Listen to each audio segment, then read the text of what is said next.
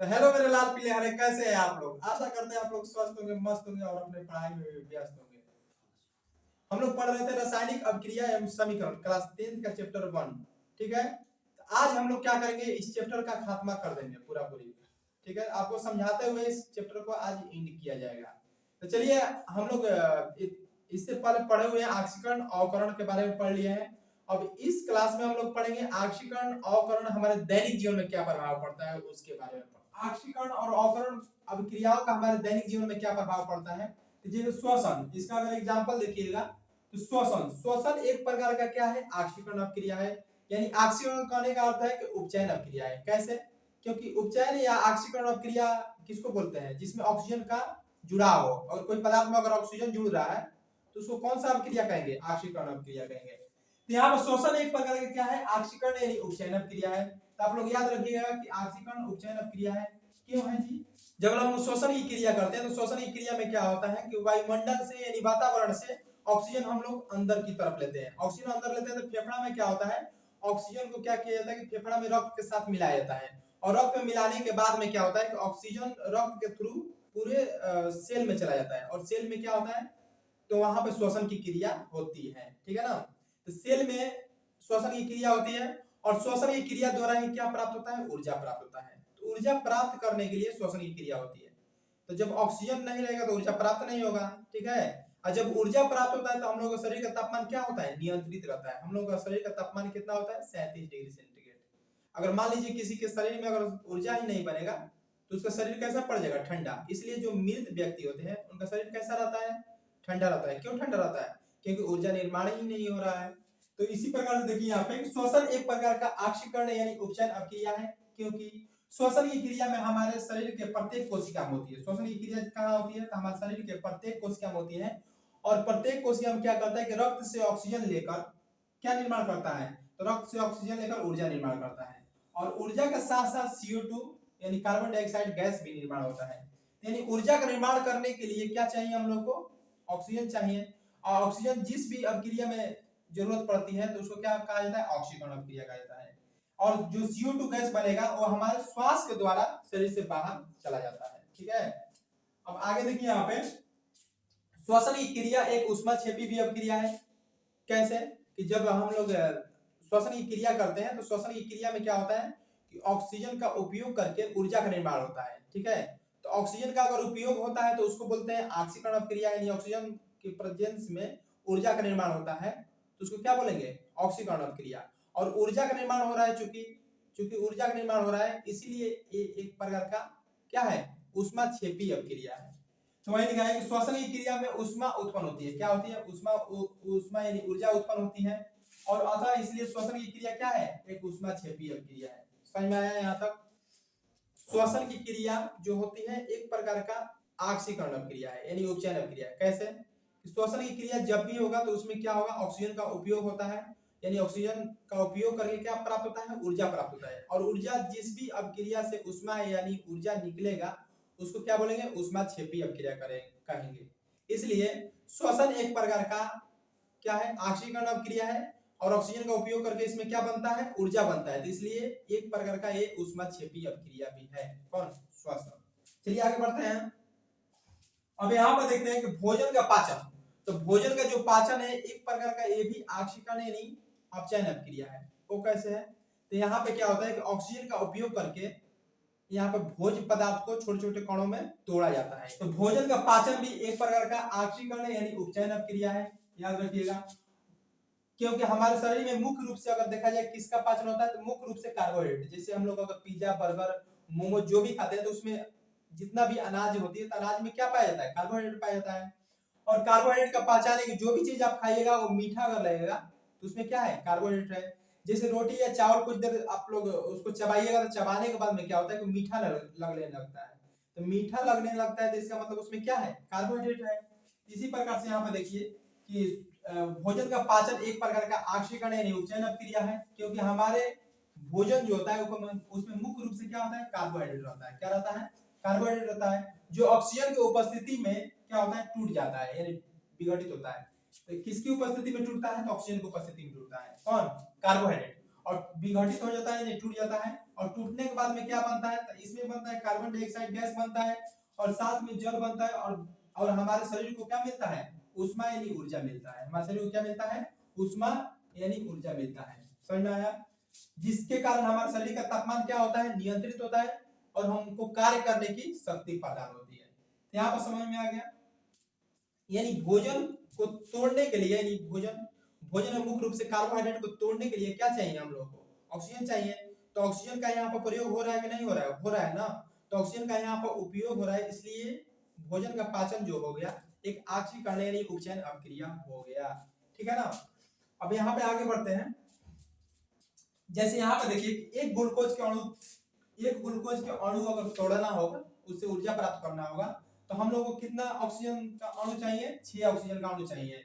एक ग्लूकोज का अणु तोड़ने के लिए 6 ऑक्सीजन का अणु चाहिए, और उसके बाद में जो टूटेगा उसके बाद में 6 कार्बन डाइऑक्साइड का अणु प्राप्त होगा, 6 जल का अणु प्राप्त होगा, और क्या प्राप्त होगा, ऊष्मा प्राप्त होगा। ठीक है। तो यहाँ पे आप लोगों को याद रखना पड़ेगा ग्लूकोज का फार्मूला क्या होता है। आप लोगों के एग्जाम में पूछा हुआ है कि ग्लूकोज का फार्मूला क्या होता है। ग्लूकोज का फार्मूला होता है C6H12O6। इसको याद रखिएगा कि C6H12O6। ठीक है। चलिए आगे बढ़ते हैं। अब यहाँ पे देखते हैं कि खाद्य सामग्रियों यानी भोज्य पदार्थ, यानी कहने का अर्थ है कि खाने योग्य सामग्री में क्या होता है, दुर्गंध आने लगता है, यानी विकृत गंधिता होने का कारण क्या है। ठीक है।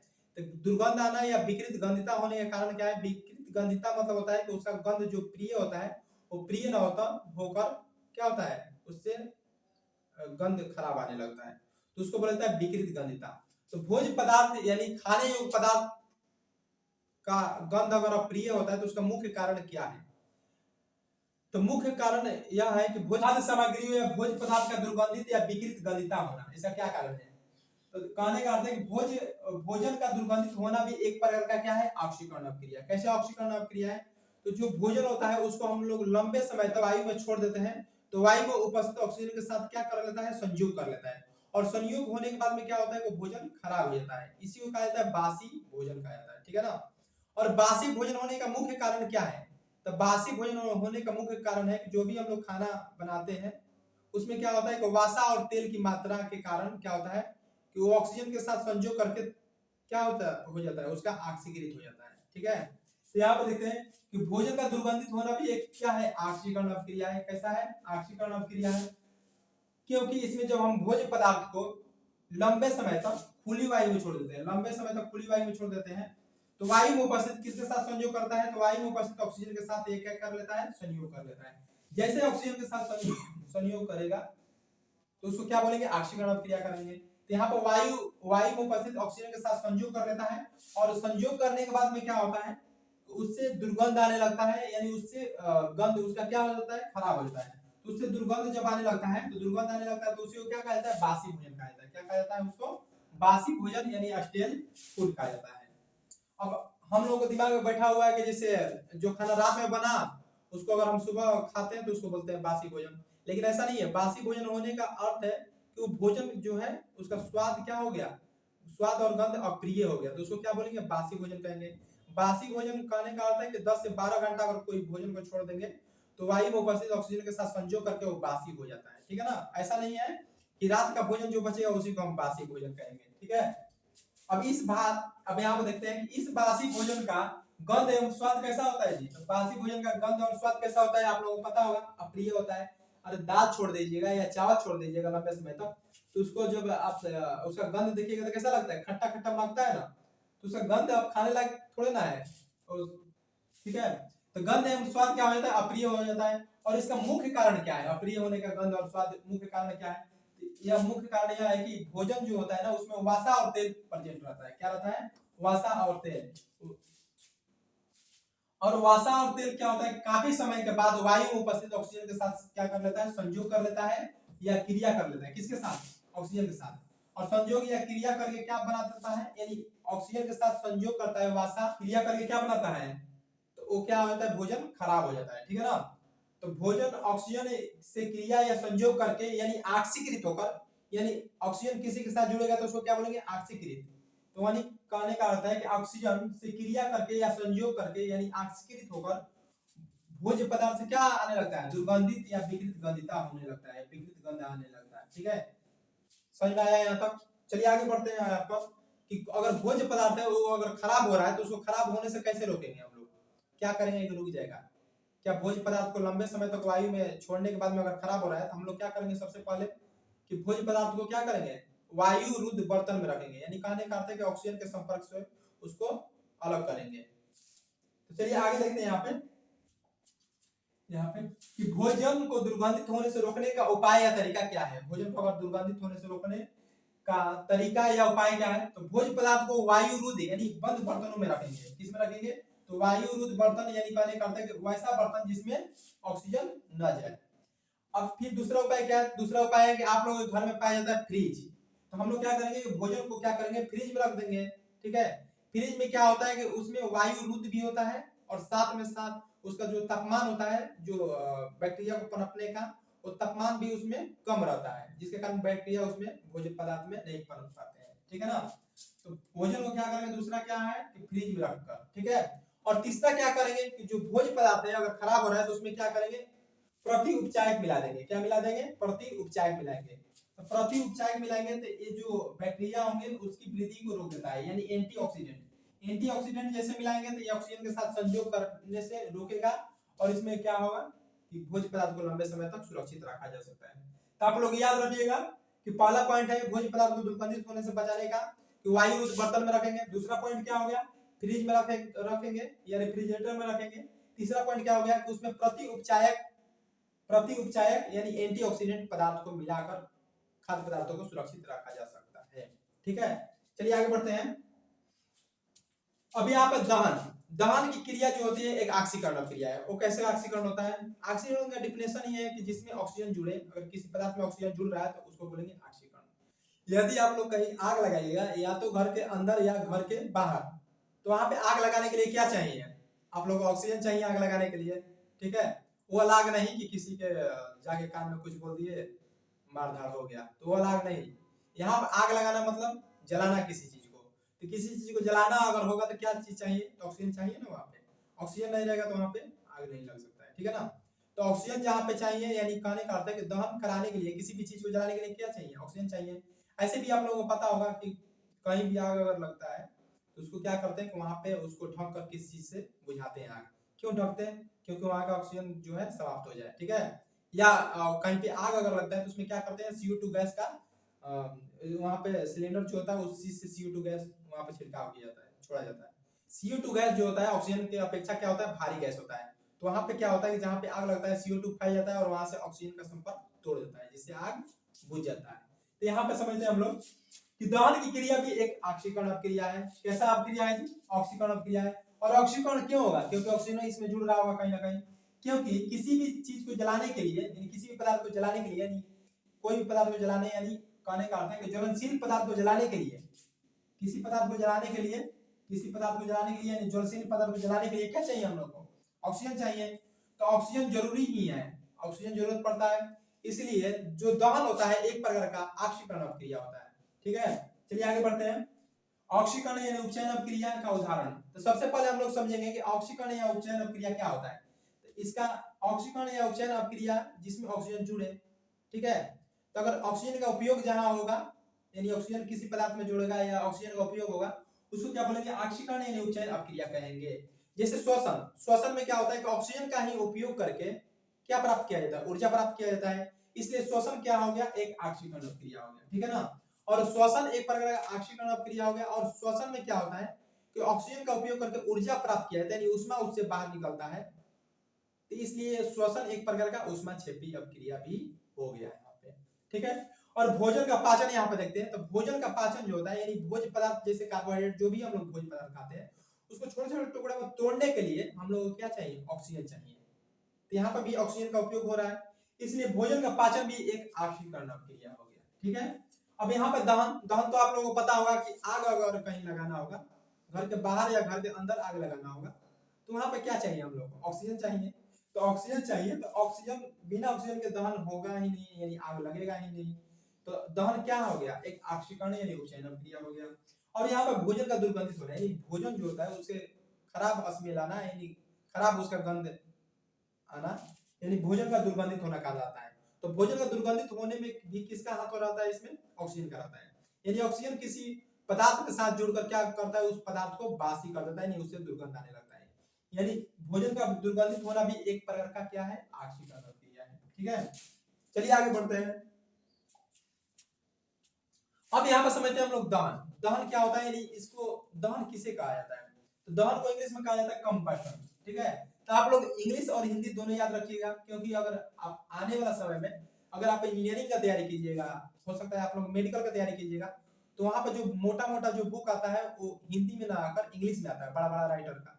इसलिए आप लोग यहीं से इंग्लिश थोड़ा थोड़ा बस पढ़ा कीजिए। ठीक है, अब यहाँ पर देखते दहन भी एक प्रकार क्या है, आक्सीकरण क्रिया है। तो सबसे पहले आप लोगों को पता होना चाहिए कि दहन क्या है, आक्सीकरण। आग लगाना है ना, तो आग लगाने के लिए क्या चाहिए, ऑक्सीजन चाहिए। तो दहन भी एक आक्सीकरण क्रिया हो गया, जिसमें कोई ज्वलनशील पदार्थ क्या होता है, यानी ज्वलनशील पदार्थ कहने का अर्थ है कि जो जलने लायक पदार्थ हो उसी को बोलेंगे ज्वलनशील पदार्थ। तो ज्वलनशील पदार्थ क्या होता है, इसमें कोई ज्वलनशील पदार्थ ऑक्सीजन की उपस्थिति में जलकर क्या देता है, ऊष्मा और प्रकाश देता है। ठीक है ना, तो ऊष्मा और प्रकाश देता है। तो इस प्रकार के अपक्रिया को क्या कहा जाता है, इस प्रकार के प्रक्रिया को क्या कहा जाता है, दहन कहा जाता है। तो दहन समझ में आ गया। दहन एक प्रकार का आक्सीकरण क्रिया है। क्यों आक्सीकरण है, क्योंकि इसमें ऑक्सीजन का उपयोग करके कोई दहनशील पदार्थ जलकर क्या देता है, ऊष्मा और प्रकाश देता है। ठीक है, इस प्रक्रिया को क्या कहा जाता है, दहन कहा जाता है। चलिए आगे बढ़ते हैं।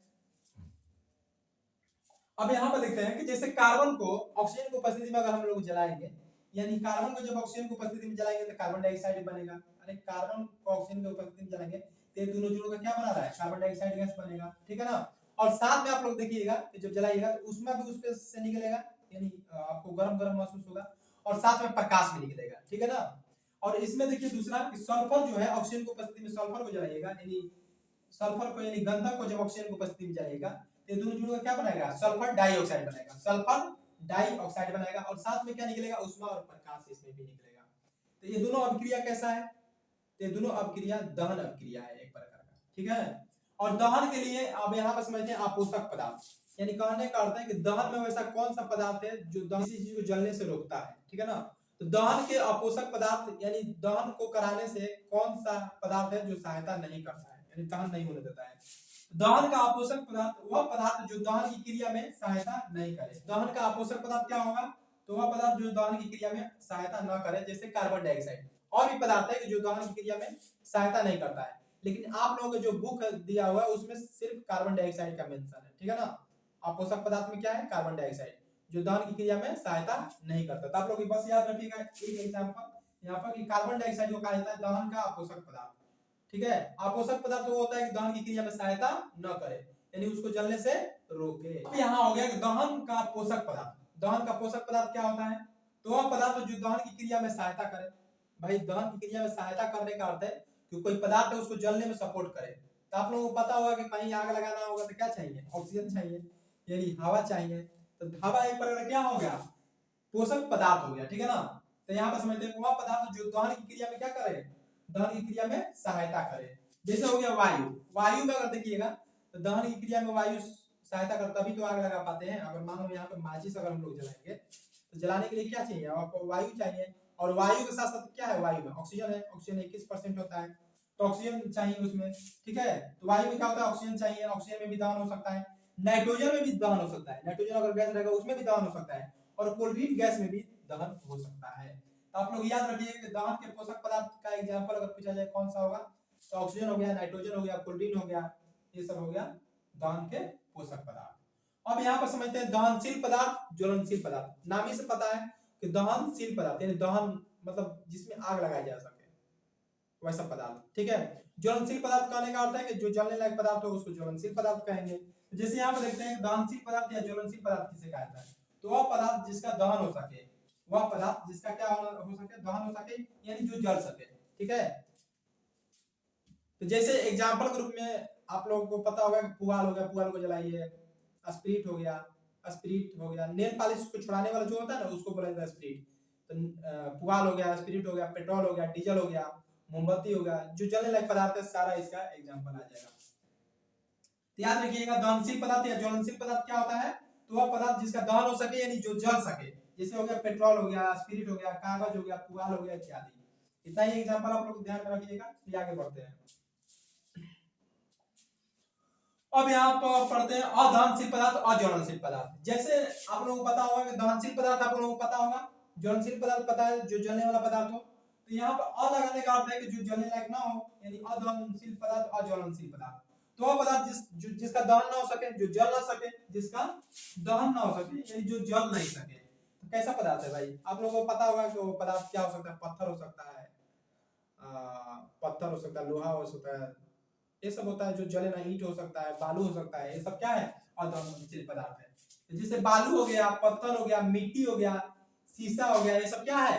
अदहनशील पदार्थ है। ठीक है, कोई धातु ले लीजिएगा, वो भी क्या है? अदहनशील पदार्थ है। अब यहाँ पे हम लोग पढ़ते हैं ज्वलन ताप। ज्वलन ताप किसे कहा जाता है? इसको इंग्लिश में बोला जाता है इग्निशन टेम्परेचर। क्या बोला जाता है? इग्निशन टेम्परेचर, यानी ज्वलन ताप यानी इग्निशन टेम्परेचर। तो वह न्यूनतम ताप जिसपे कोई वस्तु जलना प्रारंभ करता है। ठीक है, वह न्यूनतम ताप जिसपे कोई वस्तु जलना प्रारंभ करता है, यानी शुरू ही करता है, तो उसको क्या बोलेंगे? उस ताप को ज्वलन ताप कहेंगे। तो वही लिखा हुआ है कि वह न्यूनतम ताप जिसपे कोई पदार्थ जलना क्या करता है? शुरू करता है अभी जस्ट, उस ताप को, उस वस्तु का क्या कहेंगे? ज्वलन ताप कहेंगे। उस ताप को, उस वस्तु का क्या कहेंगे? ज्वलन ताप कहेंगे। जैसे मान लीजिए आप लोगों के घर में चूल्हा जल रहा होगा, मतलब चूल्हा, तो चूल्हा में क्या कीजिएगा कि आप एक लकड़ी डाल दीजिएगा। तो लकड़ी डालिएगा तो लकड़ी तब तक नहीं जलेगा जब तक उसका ज्वलन ताप की प्राप्ति न हो जाए, कितना भी आग तेज हो। ठीक है, तो ज्वलन ताप की जैसे प्राप्ति होगी वह न्यूनतम ताप जिसपे कोई वस्तु जलना शुरू करता है या प्रारंभ करता है, तो उसको क्या बोलेंगे? उस वस्तु का ज्वलन ताप। ठीक है, अब आगे देखते हैं यहाँ पे कि यहाँ पे अगर पूछेंगे कि ज्वलन ताप किसका ज्यादा होगा, कोयला का होगा या पेट्रोल का होगा, तो कहने का अर्थ है कि कौन सा न्यूनतम ताप पे तुरंत जल जाएगा। तो आप लोगों को पता होगा कि पेट्रोल जो होता है उसका ज्वलन ताप क्या होता है? कम होता है। ज्वलन ताप किसको कहा जाता है? तो वह न्यूनतम ताप जिसपे कोई वस्तु जलना प्रारंभ करता है। तो कम से कम न्यूनतम ताप पे कौन जलना प्रारंभ कर देगा? कोयला नहीं, पेट्रोल करेगा। इसलिए पेट्रोल का जो ज्वलन ताप होता है वो कम होता है कोयला की अपेक्षा। कोयला को जलाएगा तो उसका ज्वलन ताप ज्यादा है, उसमें ज्यादा मेहनत करना पड़ेगा जलाने के लिए, पेट्रोल कम। यानी याद रखिएगा कि ज्वलन ताप किसका ज्यादा होता है? कोयला का या पेट्रोल का? ज्वलन ताप किसका अधिक होगा? कोयला का होगा। पेट्रोल का ज्वलन ताप कम होगा। अब ज्वलन ताप अगर पेट्रोल का कम होगा तो तुरंत आग पकड़ेगा। ठीक है, ज्वलन ताप अगर ज्यादा रहेगा तो देर से आग पकड़ेगा। अब यहाँ पर समझते हैं कि दहन के लिए आवश्यक शर्त क्या था। दहन के लिए क्या है आवश्यक शर्त? मतलब दहन कराना होगा, अगर किसी चीज को जलाना होगा तो जलाने के लिए क्या शर्त है? तो यहाँ पर देखते हैं शर्त क्या है कि पहला शर्त है कि आप लोग अगर किसी चीज को जलाइएगा तो जलने लायक होगा तभी तो जलाइएगा। मान लीजिए कोई पत्थर लेकर बैठा है जलाने के लिए, जलेगा? नहीं ना जलेगा। तो सबसे पहला कंडीशन यहीं पे आ गया कि ज्वलनशील पदार्थ की प्राप्ति होना चाहिए, यानी कि ज्वलनशील पदार्थ होना चाहिए, दहनशील पदार्थ होना चाहिए। दूसरा बात है कि इसका पोषक पदार्थ भी होना चाहिए। दहनशील पदार्थ के लिए पोषक पदार्थ होना चाहिए, यानी पहला हो गया कि दहनशील पदार्थ होना चाहिए, यानी दहनशील अगर पदार्थ रहेगा जैसे कागज, पेट्रोल, पुआल, तभी तो जलेगा। दहनशील पदार्थ की उपस्थिति होना चाहिए, पहला पॉइंट हो गया। दूसरा हो गया कि दहन के लिए पोषक पदार्थ की प्राप्ति होना चाहिए। दहन के लिए पोषक पदार्थ होना चाहिए। तो दहन के लिए अगर पोषक पदार्थ अगर ना हो, दहन के लिए पोषक पदार्थ ही ना हो तो दहन हो नहीं सकता है। जैसे अगर वायु नहीं रहेगा तो दहन करा लीजिएगा, नहीं हो पाएगा, नहीं हो पाएगा। ठीक है ना। अगर यहाँ पे बोले कि दहन के लिए पोषक पदार्थ जैसे वायु होना चाहिए, ऑक्सीजन होना चाहिए, नाइट्रोजन होना चाहिए, क्लोरीन होगा, तभी जाकर हम लोग क्या करेंगे? दहन करा पाएंगे। ठीक है। तीसरा पॉइंट है कि ज्वलन ताप की प्राप्ति। अगर आप सोच रहे हैं कि कुछ चीज है तुरंत भर में जल जाए तो ना जलेगा, जब तक उसका ज्वलन ताप की प्राप्ति नहीं होगी तब तक वो पदार्थ नहीं जलेगा। तो पहला पॉइंट आप लोगों को पता है कि दहनशील पदार्थ या ज्वलनशील पदार्थ होना चाहिए। दूसरा पॉइंट क्या हो गया कि दहनशील पदार्थ या ज्वलनशील पदार्थ के लिए ज्वलन ताप की प्राप्ति होना चाहिए। और तीसरा पॉइंट हो गया कि दहनशील पदार्थ के लिए पोषक पदार्थ होना जरूरी है, जैसे ऑक्सीजन या हवा हो गया। तो आप लोग ये याद रखिएगा। आगे बढ़ते हैं। अब इस पे ज्वाला समझते हैं, ज्वाला क्या होती है, ज्वाला के बारे में। तो ज्वाला कहने का अर्थ है कि कोई भी चीज अगर जलाइएगा तो भभकेगा। भभकेगा कहने का अर्थ है कि वो मतलब उसका लाभ निकलेगा। जैसे आप लोग मोमबत्ती जलाते हैं, जैसे यहाँ तो जैसे आप लोग देखे हैं कि माचिस हथेली जलाए हैं तो इससे एक फ्लेम जैसा निकल रहा है, ज्वाला इसी को कहा जाता है। सामने जो दिख रहा है, और मोमबत्ती में देखिएगा इसमें भी ऐसे फ्लेम जैसा जो बन रहा है, ये आप लोगों को दिख रहा है यहाँ पे, जो यहाँ पे ऐसे बन रहा है फ्लेम जैसा, तो इसी को बोला जाता है ज्वाला। ज्वाला वह क्षेत्र होता है जिसमें कोई पदार्थ गैसीय निवास के रूप में जलता है। किस रूप में जलेगा जी? तो ज्वाला अगर जब भी बनेगा तो उसमें कोई पदार्थ रहेगा, वो गैसीय रूप में चेंज हो जाएगा। गैसीय रूप में ज्वाला वह क्षेत्र होता है जिसमें कोई पदार्थ क्या होता है? गैसीय निवास के रूप में क्या होता है? जलता है। तो कोई पदार्थ अगर गैसीय नहीं वाष्प रूप में जलेगा तो उसको क्या बोलेंगे, ज्वाला बोलेंगे। और ज्वाला में क्या होगा कि उसमें फ्लेम जैसा दिखेगा, मतलब फ्लेम जैसा कहने का अर्थ है कि जैसे माचिस से तीली जलाते हो तो उसमें क्या है, एक प्रकार का ज्वाला ही जलता है। मोमबत्ती जलाते हो तो क्या जलता है, तो ज्वाला जैसे जलता है। ज्वाला समझ में आ गया। अब उदाहरण के लिए कि मोमबत्ती जब जलाओगे तो उसमें क्या है, एक प्रकार का ज्वाला ही है। किरोसिन तेल या मिट्टी के तेल से दिया जला लो, लालटेन जला लो, दिया जलाओ या लालटेन जलाओ तो उसमें भी क्या है, एक प्रकार का ज्वाला ही निकलती है, ठीक है ना। एलपीजी जब जलाते हैं तो एलपीजी में एक नीला ज्वाला टाइप में निकलता है, तो वो भी एक प्रकार का क्या है, ज्वाला निकलती है। और सीएनजी अगर जलाओगे तो उसमें भी एक प्रकार का क्या निकलेगी, ज्वाला निकलेगी, ठीक है ना। अब यहाँ पर समझते हैं कि कोयला, अब कोयला को जो ऑक्सीजन को अनुपस्थिति में जब उसको जलाते हैं तो क्या मिलता है, कोक। यानी कोयला, कोक एवं चारकोल, चारकोल का आने का अर्थ है कि लकड़ी का कोयला, जब लकड़ी आप लोग जलाते हैं चूल्हा में डालकर तो जो काला बचता है तो उसको क्या बोला जाता है, चारकोल। चारकोल का आने का अर्थ है कि लकड़ी का कोयला। इसमें जो होता है बिना ज्वाला के जलता है, ठीक है ना। बिना ज्वाला का आने का अर्थ है कि उसमें कोई फ्लेम उलेम न रहता है, बस वो धधकते रहता है। कौन, ये सब जो कोयला हो गया, कोक हो गया, और उसके बाद चारकोल यानी लकड़ी का कोयला। लकड़ी का कोयला खाने का अर्थ है कि उसका क्या नाम है, चारकोल। ये सब क्या होता है, बिना ज्वाला का जलता है, इसमें कोई ज्वाला नहीं होता है, ठीक है ना। ज्वाला कितने प्रकार होते हैं, ज्वाला दो प्रकार होते हैं, ऑक्सीजन की उपस्थिति में ज्वाला और ऑक्सीजन की अपर्याप्त उपस्थिति में ज्वाला। यहाँ पर हो गया ऑक्सीजन की उपस्थिति में ज्वाला। ईंधन का इसमें क्या होगा, इसमें ईंधन का पूर्ण दहन। ऑक्सीजन की उपस्थिति में अगर किसी चीज को जलाएंगे, ईंधन को जलाएंगे तो क्या होगा, इसमें ईंधन का क्या होगा, पूर्ण दहन होगा, जिससे ज्वाला का रंग कैसा होगा, तो ज्वाला का रंग कैसा होगा, नीला होगा। इसमें ज्वाला का रंग कैसा होगा, नीला होगा। लेकिन नीला अगर होगा तो उसमें क्या होगा, प्रकाश बहुत कम मात्रा में निकलेगा। प्रकाश कैसे निकलेगा जी, बहुत कम मात्रा में उत्पन्न होगा, ठीक है। इसलिए इस ज्वाला को क्या कहा जाता है, अदीप्यमान ज्वाला कहा जाता है, नॉन ल्यूमिनस फ्लेम कहा जाता है। जैसे एग्जांपल के रूप में एलपीजी गैस जलाकर वहां पे आप लोग पढ़ने का कोशिश कीजिएगा। आज आप लोग घर पे क्या कीजिएगा कि एलपीजी गैस को ऑन कीजिएगा, उसको जलाइएगा और जलाने के बाद वहां पढ़ने का कोशिश कीजिएगा तो वहां पे आप लोग नहीं पढ़ पाइएगा, क्योंकि नहीं दिखेगा। क्यों नहीं दिख रहा है, क्योंकि वहां पे जो एलपीजी जलेगा ना तो उसका पूर्ण दहन होगा, और जब जो भी पदार्थ अगर जलता है उसका पूर्ण दहन होता है तो उसका फ्लेम का रंग कैसा होगा, नीला होगा। और नीला जैसे होगा तो उसमें प्रकाश रहेगा ही नहीं, ठीक है। तो उससे आप लोगों को देखने में प्रॉब्लम होगी, ठीक है, वहां पर नहीं पढ़ पाएंगे, ठीक है। तो यहाँ पे देख लीजिए कि पहला एग्जांपल हो गया। आप मान लीजिए जहां पर प्रकाश नहीं रहेगा तो उसको कहा जाता है अदेदीप्यमान ज्वाला, यानी नॉन ल्यूमिनस फ्लेम कहा जाता है। तो नॉन ल्यूमिनस फ्लेम कहने का अर्थ है कि जिसमें प्रकाश न हो, वैसा ज्वाला जिसमें प्रकाश न हो उसके कहा जाता है नॉन ल्यूमिनस फ्लेम। जैसे एलपीजी जलाएगा तो उसमें प्रकाश बहुत कम मात्रा में निकलता है। चलिए आगे बढ़ते हैं। किरोसिन तेल का स्टोव आप लोग देखे होंगे, अब तो कम मिलेगा देखने के लिए, बहुत पहले उसका उपयोग होता था। तो वहां पे देखिएगा किरोसिन तेल या स्टोव में जो मिट्टी का तेल होता है उसका पूर्ण दहन होता है। कैसे होता है, तो उसमें क्या होता है कि उसमें प्रेशर दिया जाता है, किसमें, स्टोव में। अब प्रेशर देने के बाद में क्या होता है कि एक छोटा सा छिद्र से क्या होता है कि उससे मिट्टी का जो तेल निकलता है वायु में फैलता है।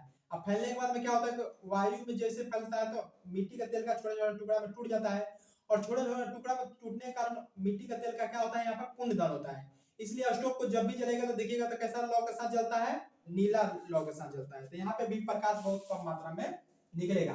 तो किरोसिन तेल यानी स्टोव में दहन का कारण जो पूर्ण दहन होता है, यानी किरोसिन तेल का स्टोव जो होता है उसमें क्या होता है, पूर्ण दहन होता है। और जैसे ही पूर्ण दहन होगा तो उसका उत्पन्न ज्वाला का रंग कैसा होगा, तो नीला होगा। और नीला होगा, इसमें ऊष्मा ज्यादा होगा कि कम होगा, उसमें ऊष्मा बहुत ज्यादा मात्रा में होगा और प्रकाश बहुत कम मात्रा में होता है, ठीक है ना। अब यहाँ पे देखते हैं ऑक्सीजन की अपर्याप्त आपूर्ति में। अपर्याप्त कहने का अर्थ है कि जितना मात्रा में ऑक्सीजन चाहिए उतना मात्रा में ऑक्सीजन न मिले तो उसको बोला जाता है अपर्याप्त आपूर्ति। यानी ऑक्सीजन की अपर्याप्त आपूर्ति में ज्वाला कैसा होगा, यानी कहने का अर्थ है कि जितना ऑक्सीजन चाहिए उससे कम ऑक्सीजन में अगर कोई पदार्थ जलेगा तो उसका ज्वाला कैसा होगा, उसका रंग कैसा होगा। ऑक्सीजन की अपर्याप्त आपूर्ति में ज्वाला, इसमें अगर कोई पदार्थ जलाएगा नहीं, ईंधन का इसमें आंशिक दहन होता है। कहने का अर्थ है कि इसमें ऑक्सीजन उतना मात्रा में नहीं मिल पाता है जितना मात्रा में इसको जलाना है, ठीक है, जलाने के लिए चाहिए। तो इसमें ईंधन का क्या होता है, आंशिक दहन होता है, क्योंकि ईंधन को जलाने हेतु पर्याप्त मात्रा में क्या नहीं मिल पाता है, ऑक्सीजन नहीं मिल पाता है। जहां भी कोई ईंधन को जलाने के लिए पर्याप्त मात्रा में ऑक्सीजन नहीं मिल पाएगा वहां पे ज्वाला का रंग कैसा होगा, पीला होगा, और इसमें प्रकाश बहुत ज्यादा मात्रा में निकलेगा। यानी कहने का अर्थ है कि इसमें ऊष्मा कम निकलेगा, ठीक है ना। और प्रकाश इसमें ज्यादा निकलेगा, इसीलिए इसको कहा जाता है प्रकाशमान या प्रदीप्त ज्वाला कहा जाता है, ठीक है। तो ऑक्सीजन को अपर्याप्त आपूर्ति में अगर किसी चीज जलाएगा तो इसको क्या कहा जाता है, प्रकाशमान या प्रदीप्त ज्वाला कहा जाता है, क्योंकि प्रकाश इसमें बहुत ज्यादा मात्रा में निकलता है। अब इसका एग्जांपल देख लीजिए कि मोमबत्ती को अगर जलाइएगा तो इसमें पीले रंग का प्रकाश आप लोगों को दिखेगा। क्यों दिख रहा है?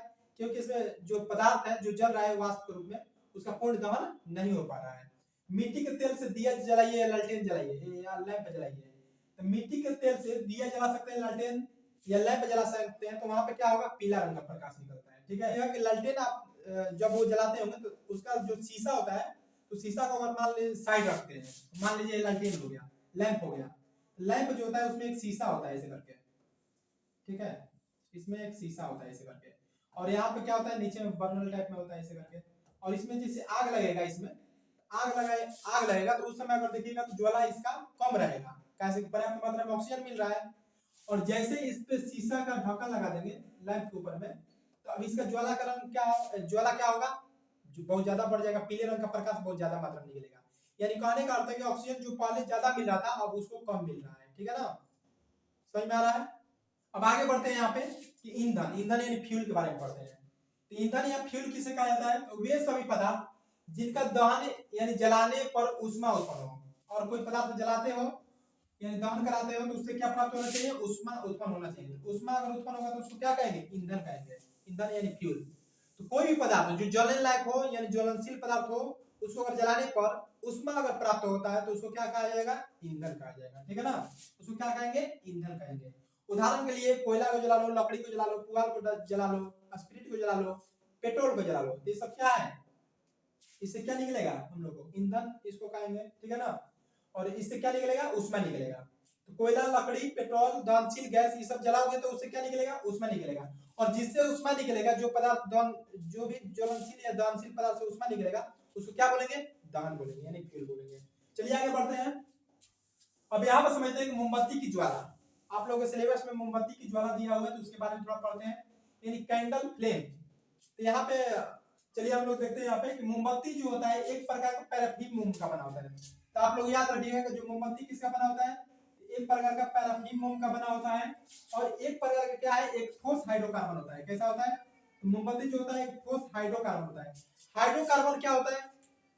तो हाइड्रोकार्बन कहने का अर्थ है कि वो कोई पदार्थ होगा जिसमें कार्बन और हाइड्रोजन दोनों उपस्थित होगा, वो पदार्थ को क्या बोलेंगे? हाइड्रोकार्बन बोलेंगे। ठीक है ना, तो मोमबत्ती एक प्रकार का पैराफिन मोम का बना हुआ एक ठोस हाइड्रोकार्बन का क्या होता है? मिश्रण होता है।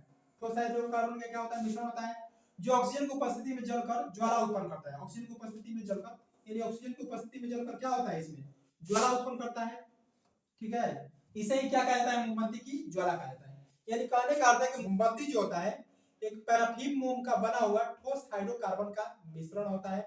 और ये क्या होता है कि मोमबत्ती को जब ऑक्सीजन की उपस्थिति में हम जलाएंगे, तो मोमबत्ती को जैसे ऑक्सीजन की उपस्थिति में जलाएंगे तो ये क्या होगा? जलकर ऊष्मा और प्रकाश देता है। ठीक है ना, और इसी को कहा जाता है मोमबत्ती की ज्वाला, यानी फ्लेम ऑफ कैंडल।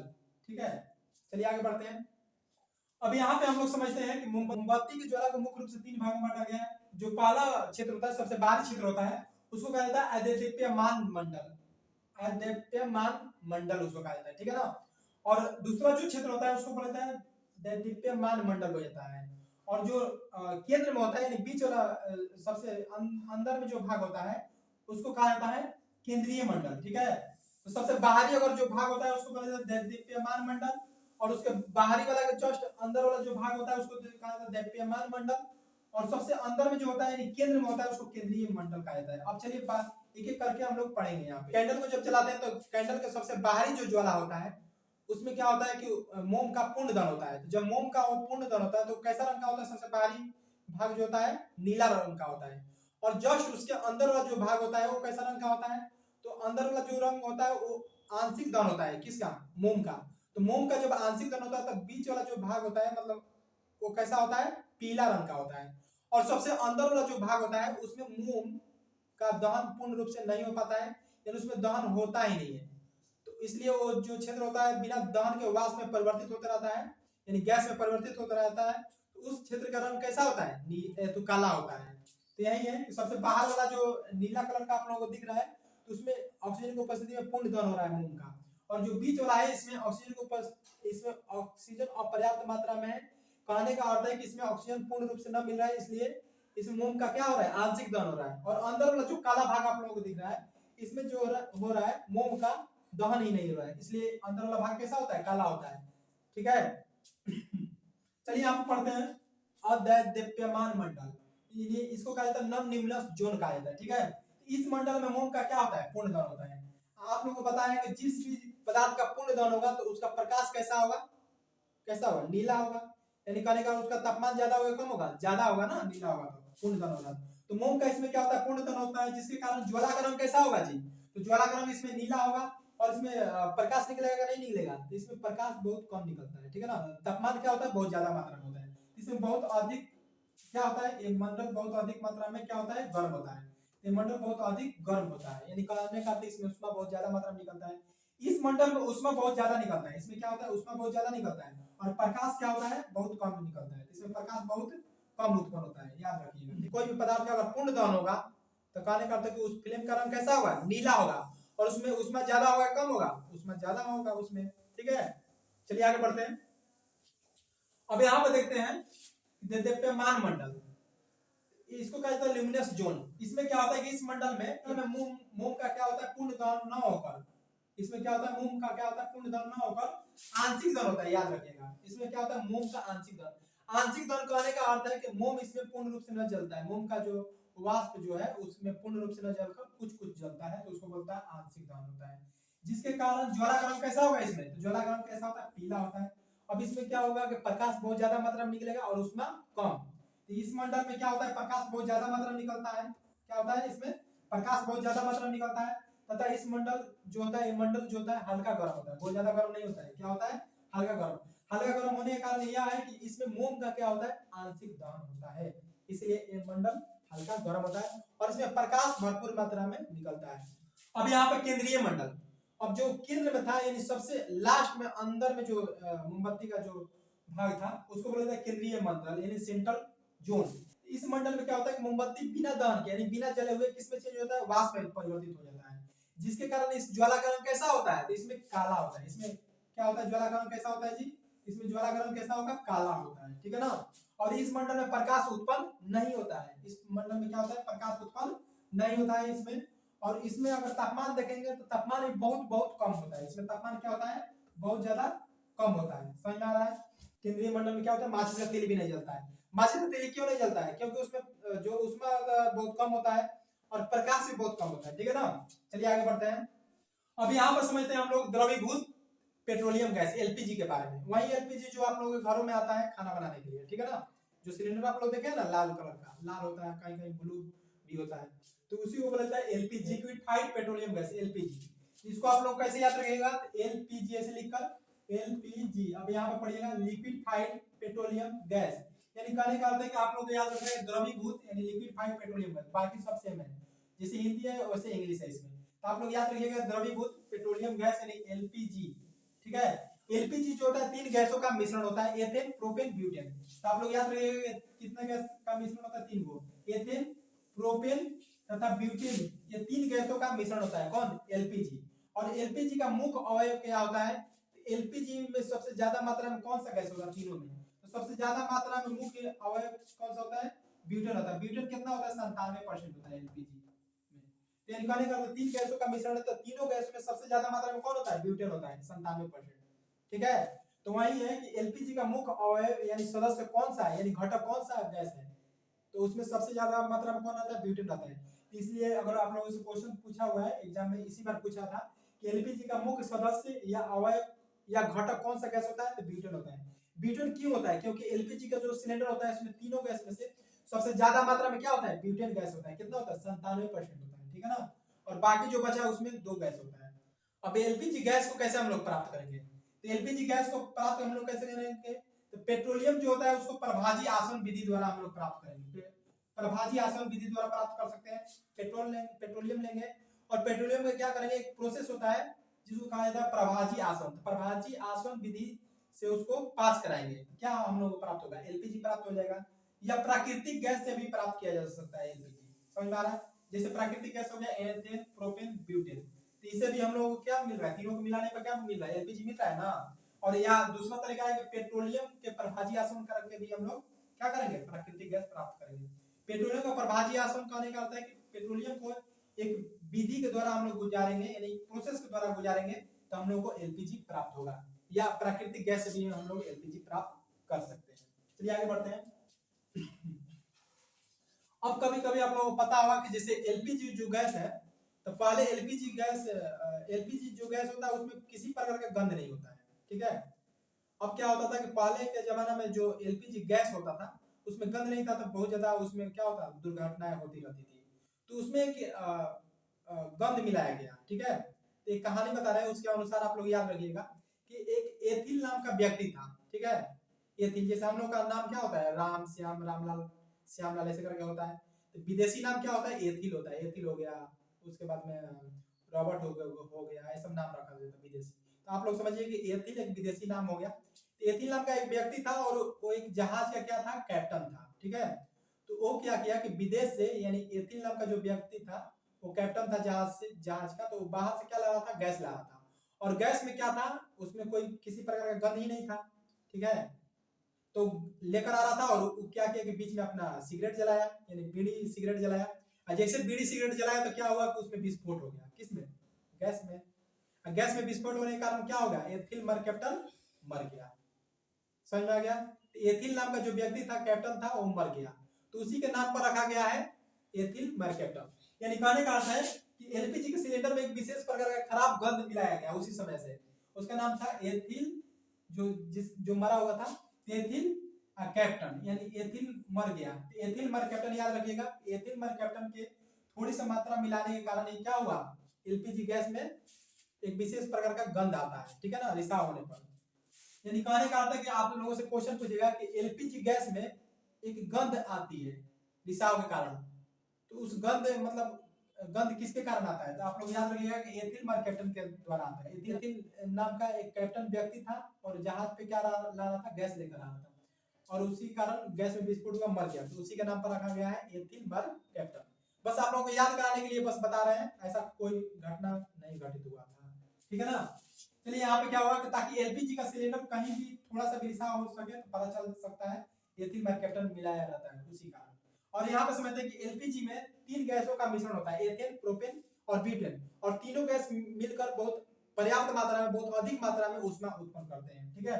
एलपीजी 3 गैसों का मिश्रण होता है, एथेन, प्रोपेन, ब्यूटेन का मिश्रण होता है। यह तीनों गैस जलकर बहुत अधिक मात्रा में क्या मिलता है, बहुत अधिक मात्रा, यानी कहने का अर्थ है कि पर्याप्त मात्रा में क्या मिलता है, ऊष्मा उत्पन्न होता है, ठीक है। चलिए आगे बढ़ते हैं। जिसके कारण अगर बहुत अधिक मात्रा में तीनों गैस मिलकर बहुत अधिक मात्रा में ऊष्मा उत्पन्न करते हैं, इसीलिए एलपीजी जो होता है एक उत्तम ईंधन होता है। समझ में आ गया। उत्तम ईंधन होता है कौन, एलपीजी, बहुत अधिक मात्रा में ऊष्मा उत्पन्न करता है, इसलिए इसको क्या माना गया है, एक उत्तम ईंधन। ये भी याद रखिएगा कि एलपीजी क्या है, एक उत्तम ईंधन है। चलिए आगे बढ़ते हैं, आगे देखते हैं। अब यहाँ पर देखते हैं कि एलपीजी को जलाने पर होने वाली अभिक्रिया है, ठीक है। ये अभिक्रियाएं होती है, आप लोग अगर याद करने बैठिएगा तो आप लोगों से हो गया याद, तो चलिए हम ही याद करा देते हैं कि रिएक्शन क्या लिखा हुआ है, ठीक है ना। अब एलपीजी का जो सिलेंडर होता है, तो एलपीजी के सिलेंडर में तीन गैस होता है, एथेन, प्रोपेन, ब्यूटेन। लेकिन सबसे ज्यादा मात्रा में कौन सा गैस होती है, ब्यूटेन होती है ना, तो ब्यूटेन का ही समीकरण यहाँ पे लिखा हुआ है, ठीक है। अब यहाँ पे याद रखिएगा आप लोग कि यहाँ पे जो ब्यूटेन है, ब्यूटेन का फार्मूला क्या होता है, C4H10, ठीक है ना। तो ब्यूटेन का फार्मूला होगा C4H10, और यहाँ पर ब्यूटेन का जो है कितना अणु लिया गया है, 2 अणु लिया गया है। यानी गैस जब आप लोग ऑन कीजिएगा तो ब्यूटेन का 2 अणु अगर जलाना होगा तो आप लोग ऑक्सीजन का कितना अणु चाहिए, ऑक्सीजन का 13 अणु चाहिए। यानी ब्यूटेन का 2 अणु ऑक्सीजन की 13 अणु के साथ संयोग करके, यानी जलकर कार्बन डाइऑक्साइड के 8 अणु देता है, साथ में क्या देता है, जल का 10 अणु देता है, और साथ में बहुत अधिक मात्रा में क्या देता है, इसमें ऊष्मा देता है, ठीक है। तो आप लोगों को याद हो गया, एलपीजी अत्यधिक दहनशील गैस है। याद रखिएगा कि अत्यधिक दहनशील गैस है कौन, एलपीजी गैस। एलपीजी जो गैस होता है अत्यधिक दहनशील गैस होता है। अगर 1 ग्राम एलपीजी जलाइएगा तो लगभग 50 किलो जूल ऊर्जा प्राप्त होता है। यानी कहने का अर्थ है कि 1 ग्राम अगर एलपीजी जलाइएगा तो आपको लोग 50 किलो जूल ऊर्जा प्राप्त होगा, 50 किलो जूल ऊर्जा प्राप्त होगा लगभग, ठीक है ना। 1 ग्राम जलाने पर कितना ऊर्जा प्राप्त होगा, 50 किलो जूल ऊर्जा प्राप्त होता है, ठीक है। यहाँ पे आप लोगों को दिख रहा होगा कि द इंड चैप्टर 1, यानी कहने का अर्थ है कि केमिस्ट्री का चैप्टर 1 यहाँ पे समाप्त हो गया। अब यहाँ पे रहा सवाल कि क्या आप लोग मेरे साथ जुड़कर इतना पढ़ाई की है, तो क्या आप लोगों का सवाल बन रहा है। आप लोग क्या कीजिएगा, अपना जो क्वेश्चन बैंक है उसको अपना देखिएगा, उसमें क्वेश्चन बैंक में अगर आप लोगों को लग रहा है कि मेरे पढ़ाने के बाद अगर 80% 90% क्वेश्चन बन रहा है तो समझिए सही है, ठीक है ना। कहीं भी आप लोग पढ़ रहे हैं तो वहां पे आप लोग क्या कीजिए कि चैप्टर 1 अगर समाप्त होता है तो आप लोगों के पास अगर जो क्वेश्चन बैंक होगा या आप लोग के जो मित्र होंगे जो 10th क्लास पास कर गए होंगे उनसे आप लोग क्वेश्चन बैंक लेकर उसमें देखिए कि चैप्टर 1 अगर पढ़ाया गया है, कोई भी चैप्टर पढ़ाया गया है तो क्या क्वेश्चन बैंक का सवाल आपसे बन रहा है। अगर बन रहा है तो कितना बन रहा है, अगर बन रहा है तो 80 से 90% अगर बन रहा है तो टीचर बहुत बेस्ट है, वहां पर पढ़ाई कीजिए। अगर नहीं बन रहा है तो फिर वहां से आप लोग स्किप कीजिए कहीं दूसरे जगह पे, ठीक है। ऐसे अगर आप लोगों को मेरे साथ जुड़कर अगर पढ़ना है तो आप लोग सक्सेसबिलिटी के साथ जुड़ जाइए और वहां पे लाइक सब्सक्राइब करते रहिए, मेरे साथ आगे बढ़ते रहिए। तो समाप्त हो गया है, आप लोग रिवीजन कर लीजिएगा और नेक्स्ट क्लास में नेक्स्ट चैप्टर के साथ यानी कहने का अर्थ है कि केमिस्ट्री का चैप्टर 2 एसिड बेस साल्ट के साथ मिलते हैं, ठीक है। तब तक के लिए टाटा बाय बाय, स्वस्थ रहिए, मस्त रहिए और अपने पढ़ाई में भी व्यस्त रहिए।